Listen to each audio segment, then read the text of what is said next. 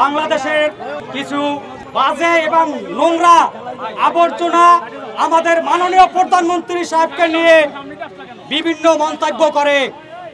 আমরা ছাত্র দল করে এসেছি, যুব দল করি, কিন্তু স্পষ্টভাবে একটা কথা বলে দেই, আওয়ামী লীগের বাংলাদেশে কবর হয়েছে, কিন্তু নাসির পাটোয়ারিরও বাংলাদেশে কবর হবে।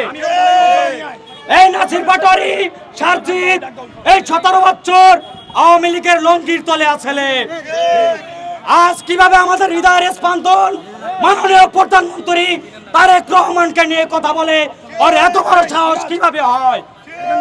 ওকে আমরা ভদ্রতাভাবে বুঝাই দিতেছি, সামনেও যদি ভালো না হয়, সংশোধন না হয়, এই বাংলার মাটিতে ওর কবরও হবে না।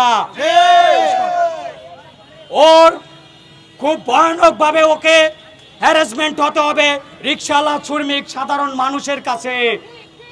কিন্তু ও যেভাবে আচরণ বিধি লঙ্ঘন করতে আছে, ও নিজে ইউটিউবে এবং সাংবাদিকের কাছে বড় হাইলাইট হইতে চায়, কিন্তু ওকে জুতা দিয়ে পিড়ে সোজা করে দেবে। আর পর যদি নেক্সট টাইম মাননীয় প্রধানমন্ত্রী সাহেবকে নিয়ে কথা বলে, কথা একেবারে ক্লিয়ার।